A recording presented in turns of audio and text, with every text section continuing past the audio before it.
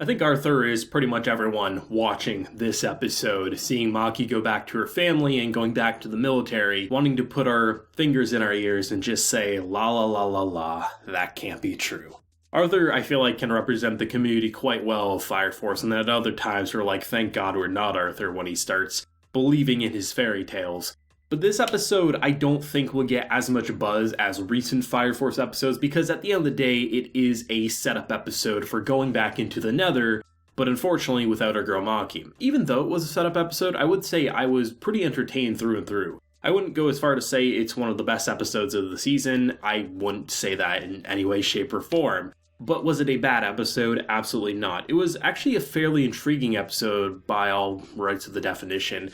If you look at the first little chunk of it, it was really nice seeing Maki in terms of interacting with her family. Her family completely indicates how she became who she is. She is a gorilla, she's a lady, she's a lot of different things. The mother you see as, oh, she's a nice, pleasant woman keeping the family together, but when the family misbehaves, she becomes a gorilla. You can kind of see where she gets a lot of her attributes from her mother. The father being a very strong-willed leader and honestly being kind of frightening also kind of indicates part of Maki's character. And then the overprotective big brother, kind of how she interacts with some of the people on the Fire Force Company 8 squad. It's very interesting seeing that dinner scene, which isn't anything overly complex. There's some jabs about her weight because, you know, she's a lady and she looks very muscular. And even before the dinner, she starts questioning, does she always look this beefy, right? Because she's very self-conscious because she is a girl at the end of the day, but she also wants to be a strong fighter and things like that. So the dinner scene, it was cute, it was fun, nothing extraordinary, but I was like, that's nice. It's nice to see the family clearly worrying about their daughter, their sister, things like that.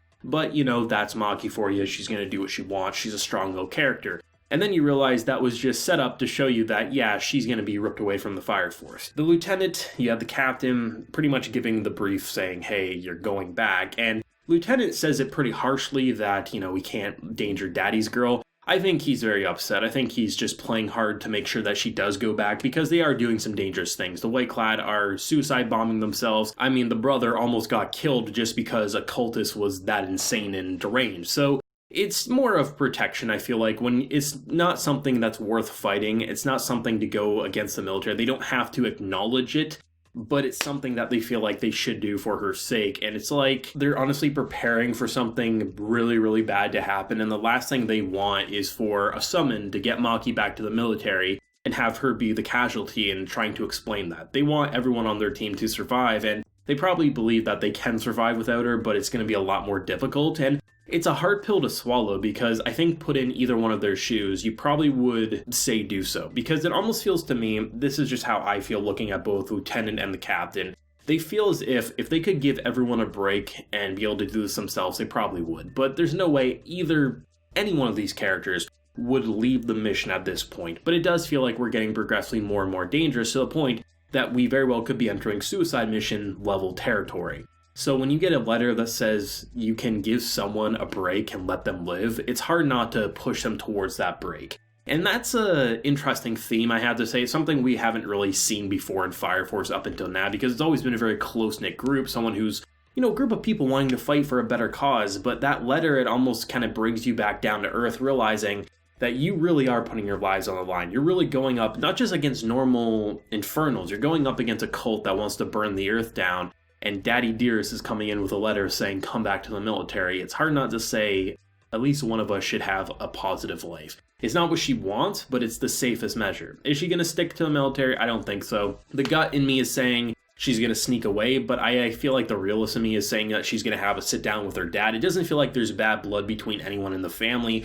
It's this overprotective nature, and I feel like if she really does break it down and say, like, I would rather die fighting with the Fire Force than live a comfy life sitting at a desk for you, it's going to hurt him, but I feel like he might give into that. If not, she's going to escape one way or another. And just watching the episode unfold and really seeing just how brutal the situation is, it's very easy to look at these characters and think of them as supernatural heroes because they have flaming feet or a flaming sword, the insane technology. And it's nice to say all that at a dinner table, but the realist in everyone is realizing that there's got to be casualties coming sooner rather than later. And would we really want to see it be Maki? Even though she's a very powerful warrior and she's doing a lot, she's had some close calls. And going back into the Nether, that's going to bring up even more close calls. And that's why I think I really like this episode, is that when you break it down and you're watching it, it's nothing extreme is happening. It is extreme in the sense that one of our characters has been removed from play, but it's not like we're watching a fiery ball of death come crashing down. It's not as if we're looking at the white-clad suicide bomb in Company A.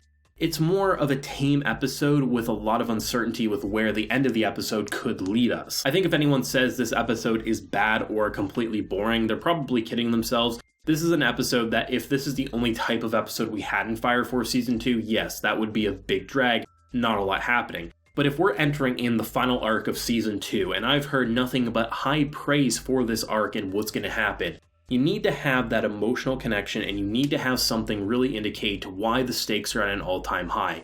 And that's exactly what this week's episode did, and did so very well. It's not my favorite episode of the season. It's not even close to being one of my favorite episodes of the season, but it does have a lot of importance and takes it slow where it counts and really shows us the emotional weight behind everyone's thoughts and the uncertainty of what's going to happen when they truly enter that. Because there's no reason that you would do this just before entering the Nether again in order to not say that something bad's going to happen. And it feels like the most brutal and insane fights are yet to come, especially when you're down a soldier who's very combat ready.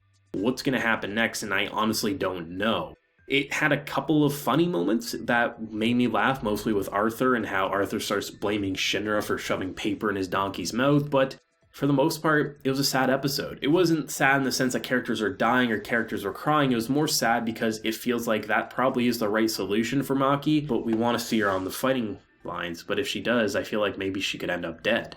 It's a very uncertain time for Fire Force, and I think doing this as the intro to the last little arc that we'll see in Season 2 as we hopefully wait for more eventually down the line, I think was a great way to showcase what Fire Force really is. It's much more than fan service. It's much more than action. It's about those real personal character-driven moments, and it did a really solid job at that. Just like the imagery in this episode, like there's this one shot that just shows the landscape once again.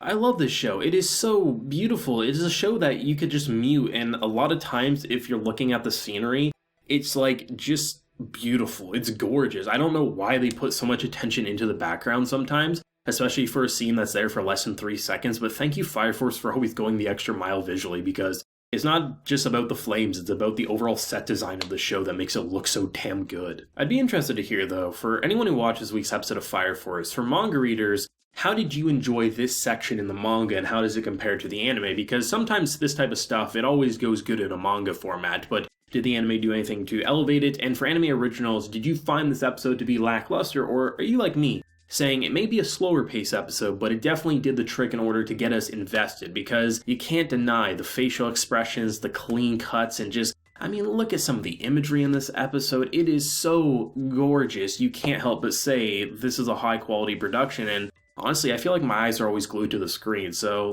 definitely let me know what you're feeling about this week's episode of Fire Force. I don't think it will get as much buzz as other episodes, but it's still worth discussing my honest opinion. If you enjoyed the video, be sure to leave a like to show your support, and also be sure to hit that subscribe button if you happen to be new around here. So until next time, everyone, please take care and have a good one.